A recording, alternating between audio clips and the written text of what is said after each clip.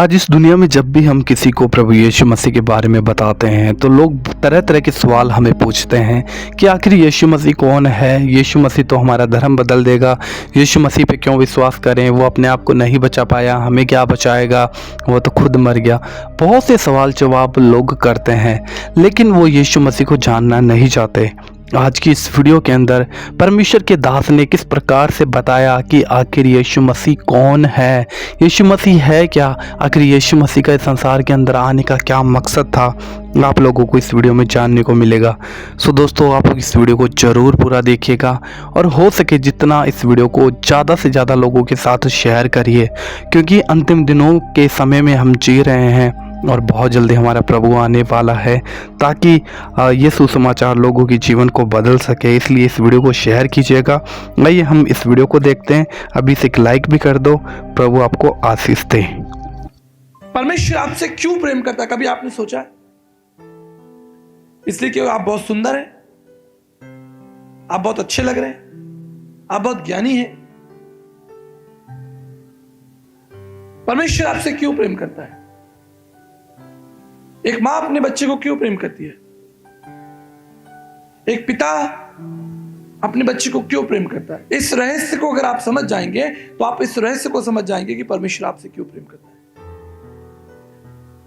जब परमेश्वर ने मुझे बेटी दी 8 नवंबर 2008, पहली बार जब मैं पिता बना और मैंने अपनी बच्ची को अपने हाथों में उठाया, मैंने इस बात का अनुभव किया कि पिता बनना और उसकी भूमिका कितनी अद्भुत है, उसका अनुभव कितना अद्भुत है। अभी तो हमने उसका नाम भी नहीं रखा, अभी तो हम उसे घर भी नहीं ले गए, लेकिन उसके प्रति हमारा जो प्यार है वो उमड़ रहा है। हम उसे देखे चले जा रहे, घंटों देखे चले जा रहे। क्यों? अभी तो उसका जन्म हुए 2 घंटे हुए हैं। आप जानते हैं क्यों? क्योंकि उसके अंदर हमारा लहू है, हमारा प्राण उसके अंदर बसता है। आपने देखा होगा कि एक बच्चा भीड़ में अपनी मां को पहचान लेता है। बहुत सी महिलाओं को, बहनों को आप खड़ा कीजिए और उनमें से किसी एक के बच्चे को आप छोड़ दीजिए, आप देखेंगे वो बच्चा धीरे धीरे धीरे धीरे अपनी मां के पास आ जाएगा। ये सृष्टि और सृष्टिकर्ता के बीच का संबंध है। एक सृष्टिकर्ता, एक जननी अपने बच्चे को पहचानती है, ठीक इसी तरह एक बच्चा भी अपनी जननी को पहचानता है। क्यों? क्योंकि उससे उसे सुख मिलता है, उससे उसे सुरक्षा मिलती है। उसका पेट भरने वाली वो जननी है, उसकी मां है, उसका पिता है जो उसके लिए मेहनत करता है और 2 वक्त की रोटी लेकर आता है और अपने हाथों से खिलाता है। मां बाप बच्चों को पहचानते हैं और बच्चे भी मां बाप को पहचानते हैं। ये संबंध अद्भुत है, अलौकिक है। ठीक इसी तरह और इससे बढ़कर परमेश्वर का प्राण हमारे अंदर बसता है। बाइबल कहती है कि परमेश्वर ने मिट्टी ली और मिट्टी से आदम को बनाया और उसके अंदर अपना प्राण फूंक दिया। जब परमेश्वर कहता है कि उसने जगत से प्रेम रखा, जगत से उसने कीट आप समझ रहे हैं, जीव जंतुओं से, कीटाणुओं से प्रेम नहीं रखा, उसे सांप बिच्छुओं से प्रेम नहीं रखा, उसे गधे घोड़ों से प्रेम नहीं रखा, आसमान में उड़ती हुई पक्षियों से प्रेम नहीं रखा, पहाड़ों से और सोने चांदी से प्रेम नहीं रखा। उसने जगत से अर्थात आपसे प्रेम रखा, आपसे प्रेम रखा। उसने आपसे इतना प्रेम किया कि अपने आप को इस संसार में प्रकट किया, दे दिया। जैसे एक मां बच्चे का बोझ उठाती है 9 महीने तक और सारी जिंदगी, और पिता सारी जिंदगी उन बच्चों का बोझ उठाता है, उनकी रक्षा करता है, उनकी सेवा करता है, उन्हें खिलाता, उन्हें पिलाता है। इन रहस्यों को समझिए, इन सिद्धांतों को समझिए, तब आप उस परमेश्वर के निकट आएंगे, उस परमेश्वर को जान पाएंगे। अगर एक संसारिक माता पिता अपने बच्चों से प्रेम करते हैं, एक संसारिक माता पिता अपने बच्चों की चिंता करते हैं, तो वो स्वर्गीय पिता परमेश्वर आपकी चिंता क्यों नहीं करेगा? इसलिए उसने कहा, मेरे पास तुम्हारे लिए योजना है और उन योजनाओं में तुम्हारे लिए लाभ है, उन्नति और जीवन है और अनंत काल का जीवन है। यीशु मसीह संसार में क्यों आया? यीशु मसीह संसार में इसलिए आया ताकि आप जीवन को प्राप्त करें। वो जीवन आपको कोई नहीं दे सकता था। मैं इसका एक उदाहरण आपको देता हूं। मान लीजिए घड़ी मेरी है, ये मेरी घड़ी है, लेकिन क्या आप में से कोई ये घड़ी किसी को उतार कर दे सकता है कि ये घड़ी लीजिए? जब तक मैं इसे देना ना चाहूं, आप इसको उतार कर अपने पड़ोसी को नहीं दे सकते कि भैया मेरी तरफ से घड़ी ले लो, क्योंकि तो मेरी है। जीवन किसका है? जीवन परमेश्वर का है। कोई संत महात्मा, गुरु, पीर, पैगंबर, ज्ञानी आपको जीवन नहीं दे सकता।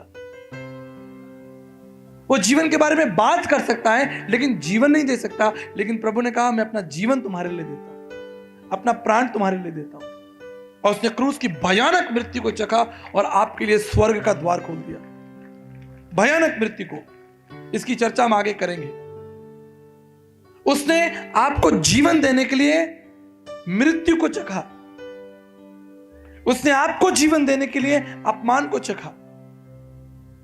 आप जानते हैं, अगर आज आपसे कोई ऊंची आवाज में बात करे तो आपका पहला प्रश्न क्या होगा? आपका पहला प्रश्न होगा, तुम मुझे जानते नहीं हो, तुम्हें मालूम नहीं मैं कौन हूं। अगर कोई आपसे झगड़ा करे, आपके ऊपर हाथ उठाए, धक्का मुक्की करे, तो आपका पहला प्रश्न क्या होगा? सामने वाले से आप पहला प्रश्न क्या रखेंगे? अभी तुम्हें बताता हूं, तुम जानते नहीं हो कौन हो। लेकिन आप जानते हैं, वो परमेश्वर जो सामर्थी है, विराट, अगम्य और अद्वितीय है, जिसकी महिमा स्वर्गदूत गाते हैं, जिसका सिंहासन स्वर्ग में है और पृथ्वी जिसके पांव की चौकी है, जब वो इस मनुष्य बनकर इस संसार में आया, बाइबल कहती है उसके मुंह पर थूक दिया गया। उसने उस अपमान को सहा, उसके गाल पर थप्पड़ मारे गए, उसके सर पर प्रहार किया गया, उसकी पसली पर प्रहार किया गया, लेकिन उसने अपना मुंह नहीं खोला। बीमार उसके पास में आए, उसने छुआ और शिफा दे दी। कोढ़ी उसके पास में आए, उसने कोढ़ियों को छुआ और शिफा दे दी, चंगाई दे दी। आंधी और तूफान शहर में आ गया। चेले कहते कि प्रभु हम मरे जा रहे हैं, तूफान इतना तेज है। प्रभु ने कहा, अपने मुख से एक वचन बोला और तूफान, आंधी तूफान डांटा और रुक गया। लाजर को मरे हुए 3 दिन हो गए थे, उसकी लाश कब्र में सड़ रही थी।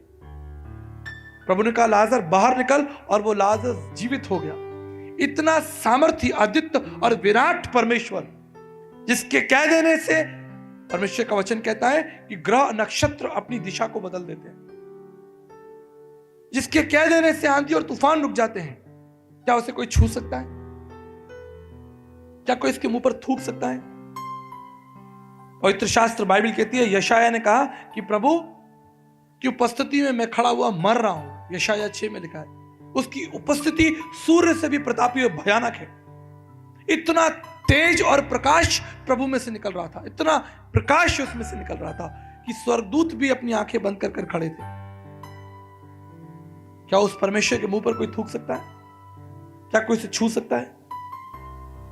जब रोमी सैनिक, रोमी याजक और सैनिक यीशु मसीह को पकड़ने के लिए आए और उन्होंने यीशु मसीह को पकड़ा, तो प्रभु यीशु मसीह का एक शिष्य था जिसका नाम था पतरस। उसने अपनी जेब में से तलवार निकाली और एक सैनिक का कान काट दिया। सुनिए ध्यान से, एक सैनिक का, जो सिपाही यीशु को पकड़ रहा था, उसका कान जो है पतरस ने, जो यीशु का शिष्य था, काट दिया। यीशु ने क्या किया? यीशु जमीन पर झुके, उसने उस कान को उठाया और कान को लगा दिया और पतरस से कहा, पतरस अपनी तलवार म्यान में रख ले, क्योंकि जो तलवार चलाएगा वो तलवार से नष्ट हो जाएगा। और उस कान को जमीन से उठाकर, मिट्टी से उठाकर, कटे हुए कान को मिट्टी से उठाकर उस सैनिक को वापस दे दिया और वो चंगा हो गया, ठीक हो गया। क्या उस परमेश्वर को कोई छू सकता है? लेकिन उसने होने दिया, उसने होने दिया। पिलातुस कहता है कि एक बार अपने मुंह से कह दे, एक बार अपने मुंह से कह दे, तुझे छोड़ देंगे। मेरे पास वो सामर्थ है तुझे जेल में डाल देने की, तुझे क्रूस पर चढ़ा देने की, मेरे पास सामर्थ है। लेकिन अगर तू एक बार अपने मुंह से बोल दे कि तूने कुछ नहीं किया, हम छोड़ सकते हैं। उसकी पत्नी आई, पिलातुस की पत्नी आई, उसने कहा ये यीशु है ना, ये धर्मी है, इसके मामले में हाथ मत डालना, ये धर्मी व्यक्ति है। पिलातुस डर गया, क्योंकि पत्नी कह रही है तो मानना पड़ेगा। पत्नी कह रही है तो एक बार जरा मौका तो दे दें, एक बार तू अपने मुंह से कह दे कि तूने कोई पाप नहीं किया, तू निर्दोष है। छोड़ने की संभावना है, छोड़ने की संभावना है जी। लेकिन आप जानते हैं यीशु ने ये नहीं कहा, अपने बचने के लिए, अपने भागने के लिए रास्ता नहीं ढूंढा। यही सही मौका है। पिलातुस सामने, गवर्नर, भैया गलती हो गई। नहीं नहीं नहीं, उसने कहा, उसने पिलातुस से कहा, यह अधिकार मैंने तुझे दिया है, यह अधिकार ही मैंने तुझे दिया है कि तू मुझे क्रूस पर चढ़ाए, क्योंकि जब तक मैं क्रूस पर नहीं चढ़ाया जाऊंगा बहुतों के लिए उद्धारकर्ता कैसे बनूंगा। मुझे क्रूस पर चढ़ना होगा। जैसे एक गेहूं का दाना मिट्टी में गिरकर मर जाता है, एक गेहूं का दाना, एक गेहूं का बीज मिट्टी में गिरकर मर जाता है, लेकिन आप जानते हैं 70 दाने पैदा करता है। खुद मर जाता है लेकिन 70 दाने पैदा करता है। ठीक इसी तरह जब तक मैं नहीं मरूंगा इस संसार का उद्धार नहीं होगा। लोग जीवन को नहीं पा पाएंगे, जीवन के उस मुकुट से वंचित रह जाएंगे, उस अनंत काल के राज्य से वंचित रह जाएंगे। मुझे क्रूस पर जाना होगा, मुझे इस दर्द को, इस पीड़ा को, इस मृत्यु को चखना होगा, मुझे ऊंचे पर जाना होगा ताकि मैं बहुतों की अपनी ओर खींच लाऊं। जो कोई परमेश्वर की इच्छा पर चलेगा सर्वदा बना रहेगा।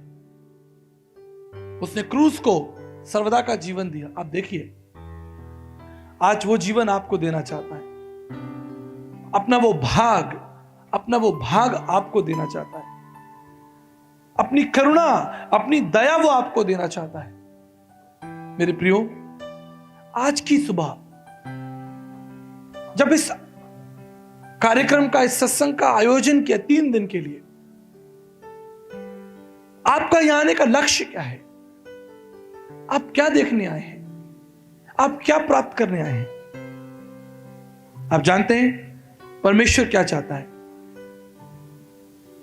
आप क्या चाहते हैं यह महत्वपूर्ण है, लेकिन परमेश्वर क्या चाहता है यह उससे भी महत्वपूर्ण है। उसने अब्राहम को कहा, निकालिए वचन, उत्पत्ति की पुस्तक उसका 17 अध्याय और पहला पद।